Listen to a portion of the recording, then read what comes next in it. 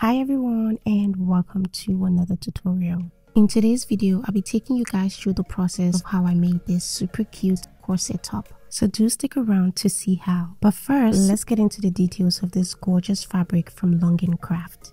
Craft is an online fabric store. They have a great range of fashion and craft fabrics. So if you're sourcing fabric for your next sewing project, definitely do check them out. They also offer a 14-day return or refund policy. To get 10% off your first order, use the code FABRIC10.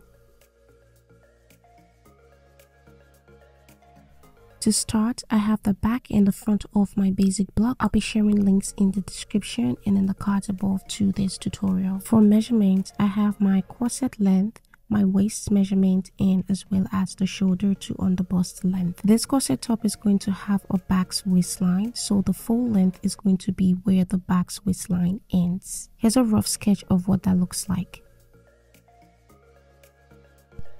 The first measurement to mark is the length. So measuring from the neck point, I'm going to mark 21 inches for the length of my top. This measurement can be higher or lower based on the shape of the back's waistline. After marking the length, I'm going to note that point, close the waist dots below the waistline, and connect to the sides on the waistline.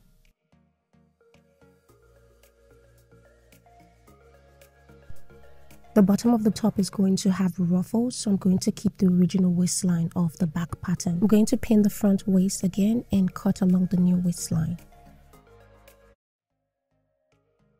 Moving on to the waistline, my original waist measurement was 27 inches, but for a cinched effect, I'm going to minus 1 inch away from my actual waist measurement. So in this case, my waist is going to be 26 now. Now mind you, my pattern already has an even seam allowance of 1 inch on all sides.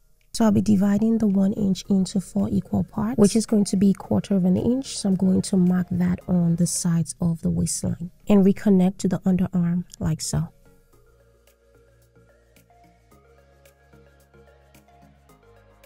On the back of the pattern, along the center back line, I'm going to mark 9 inches for the depth of my neck. And then connect from the underarm to the last point using my French curve. Moving on to the front of the pattern, I'm going to mark my shoulder to underbust length. And in this case, my shoulder to underbust length is 14¼ inch, which is 36 centimeters. And whenever I'm making cup corsets or bustiers, I like to minus 2 centimeters, which is 3/4 of an inch from the underbust length. This way, the cups come out looking rounder instead of longer, and it also gives a push-up effect. Now, after marking the underbust length, I'm going to draw a short line across, and then from each side of the dot, I'm going to shape in that area with about 2 centimeters, also 3/4 of an inch. Next, I'm going to mark point X for my bust point, which is usually between the middle of the shoulder and the waist dot, or on the true bust line. To shape the underbust, I'm going to measure 3/4 of an inch on both sides of the dots along the underbust line. Now, based on the bust size, this measurement can start at about 1 centimeters to about 2.5 centimeters, or about 3/8 of an inch to about 1 inch. Marking from the underbust point, I'm going to rule a line down to the waistline, basically connecting the waist dots, and then connect from the underbust point to the bust point using the French curve.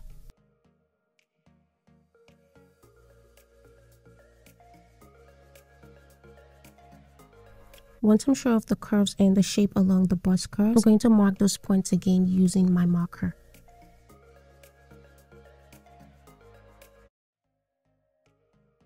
To mark out the cups on the top, I'm going to first measure out my side seam allowance. Here in this case is 1 inch. If your block or pattern does not have a side seam allowance included, you can skip this step. To mark the sides of the cup, I'm going to measure 1/3/8 of an inch, which is the same as 3.5 centimeters, away from the 1 inch that I measured previously. On the center front, now measuring from the base of the neck, I'm going to mark the depth of my front neck. Here I'm using 7 inches, which falls on the same level as the bust line. Now from that point, measuring from the CF, I'm going to mark 1/2 inch as the gap between the cups. After marking these points, I'm going to draw out the shapes of the cup and the neckline as well. But first, I'm going to cut off the waist dot. I'm going to close and pin out the shoulder dot so I'm able to mark out the cups and the neckline properly. For a well-shaped cup, you want to make sure you're using the right curves. Make sure you're using the wider part of the curve and the deepest part as well.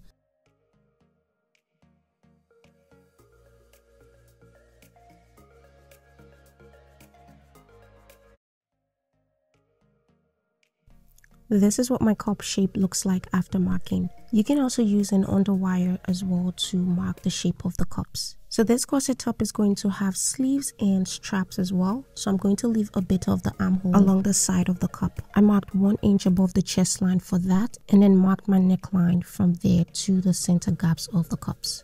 To mark the position of my strap, I'm going to mark 1 inch away from the side of the armhole.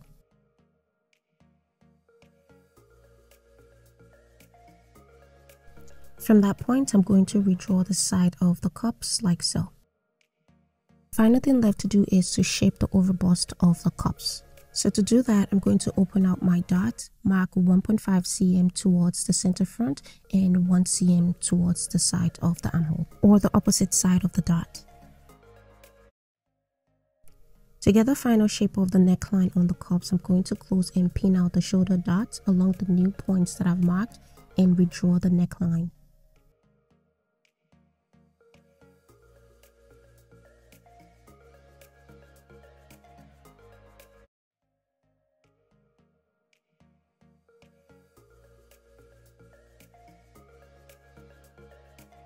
Before opening the shoulder dot, I'm going to mark the new shaped overbust points and then connect back to the fullest part of the bust.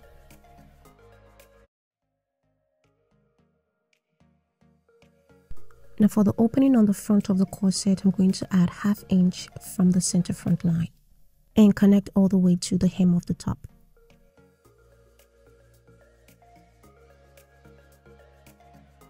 So far the pattern is almost done. Next, I'm going to go ahead and cut out the pattern pieces along the marked lines.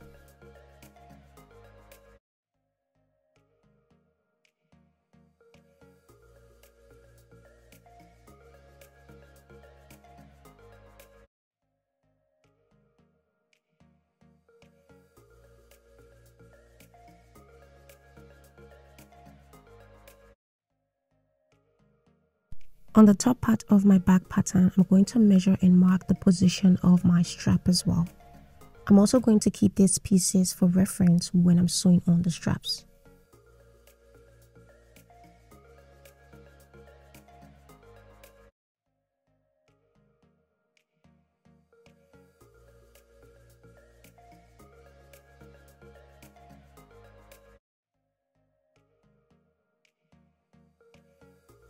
On the back part of the pattern, I'm going to extend the waist dart up to the neckline and cut along that line so that I have 2 pieces for the back.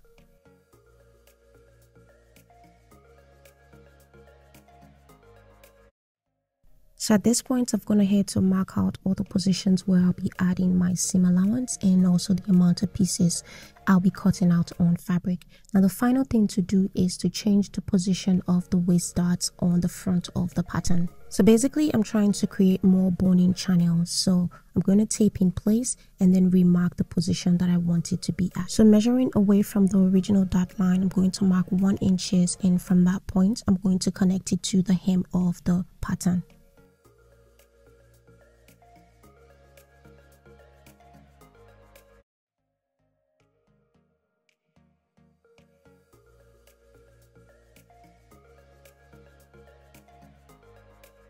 Not sure of the exact width that I used here for the next boning channel, but based on style or preference, you can use whatever width or spacing to create each channels. Now after marking that, I'm going to cut out on the new lines to separate my front piece into 3 parts.